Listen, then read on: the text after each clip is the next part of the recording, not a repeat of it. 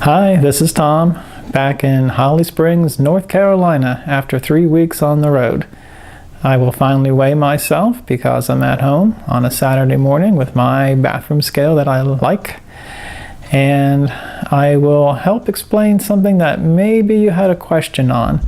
Last week I talked about how the last 10 pounds are hard to lose because of physics and math. And to me that makes perfect sense.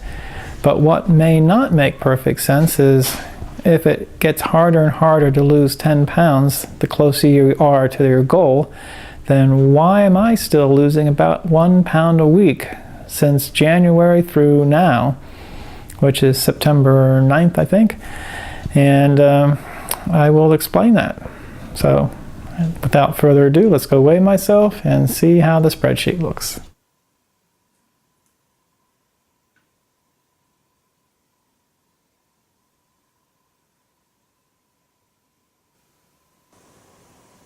Alexa, what day is it? It's Saturday, September 8th. So today is September 8th, not September 9th, like I said in the introduction. And the scale said I weighed 167.3 pounds. These three were filled in based on just averaging between the last real measurement and the new one. And we'll copy and paste all these down. And we find out these last 4 weeks have not been the best. I'm now 2.3 pounds behind where I want to be. I wanted to be at 165, instead I'm at 167.3. So the chances of me making my goal of 163 on September 22nd at this point is probably not looking that good, unless this is one of those measurements that just is off for some reason like some of these others were. But we'll see. Some of the reasons that maybe the last couple of weeks weren't so good is Amelia Island for me was pretty much vacation mode. Tampa was work mode, but then Clearwater was vacation mode again, and Colorado Springs was vacation mode. And when I'm in vacation mode, I'm not thinking too much about eating the way I do when I'm not in vacation mode, when I'm at home or at work mode. And as we can see, starting next week and then all the way through Thanksgiving, I have some place to be. So it's not going to be super easy to be losing weight when traveling this much, but I'm close, so hopefully I will get to the 163 somewhere along here. Maybe not on the 22nd, but sometime afterwards. Some of those challenges was I pretty much had beer every night. I was in Florida, and then it was my wife's birthday, and 2 different hotels found out it was her birthday, and they both sent up birthday cake and beer and wine. And so yeah, not the world's best, but I still did lose weight over those 4 weeks, so I'm not going to complain. I just didn't lose as much as I had hoped to. So let's get on to the explanation of why I'm still losing weight even though I'm getting closer and closer, and it's not taking 20 to 50 weeks to lose just 10 pounds. I recorded this earlier, but because of technical difficulties, I wasn't able to show you when I was in Florida. Until then, have a great week. Bye. Last week I talked about this graph and about this table and why it takes a long time to lose your last 10 pounds. And some of you might be wondering, this is all great, I understand that, the math makes sense, the physics makes sense, but what doesn't make sense maybe is my weight tracker. I've been losing about 1 pound per week since I've started, sometimes a little more, sometimes a little less, but overall 1 pound a week. And that doesn't make sense based on what I just went over last week. So why am I still losing 1 pound a week from the beginning when I weighed more to now than when I weigh less? And the answer to that goes back to these goals that I made way back when I decided what am I going to reduce to lose calories, to lose weight. And this was for the most part made up, some of it not.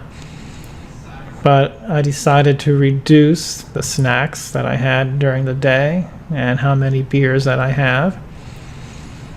And here I decided to eliminate most of this, but I allowed exceptions. And over here I said, these are things that I am just not gonna do anymore. And here's what happens. When I first start off at, we'll say 200 pounds, I start to reduce these things. And it's harder to reduce it at the beginning than at the end.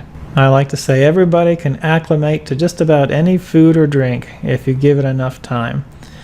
Think about maybe coffee or alcohol or maybe some kind of vegetable. At the first time you had it, you did not like it at all. But over time, you acclimated yourself to it, and now you might even crave it. And some other things like sugary sodas, I used to like those from day one. And then when I started to eliminate my sugary sodas and go to unsweet tea and seltzer water, or club soda, whatever you want to call it, now if someone gives me a sugary drink, I don't like it, even though I did at the beginning. And I think most of us are like that. The more you get used to eating or drinking something, the more you like it.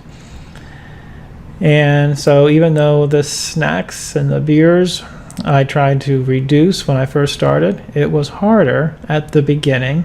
And then as time went on, I reduced it to the point where I don't even miss it anymore. And the same thing with all of these things. Do I still eat pizza? Yeah, I wanted more pizza every time we ordered one than I wanted to eat. But now, I hardly ever even eat pizza. Every once in a while, but when I do order pizza, I don't feel like I need to eat as much. And that's true with all of this. And this is just all a time factor. You just need to start somewhere by reducing a little bit. And when you reduce a little bit, you get results like this right up here. You start losing a lot of weight when you're heavier. And if you want to keep losing that same amount of poundage over every week or 2 weeks, you have to reduce your calories a little bit every week so that happens.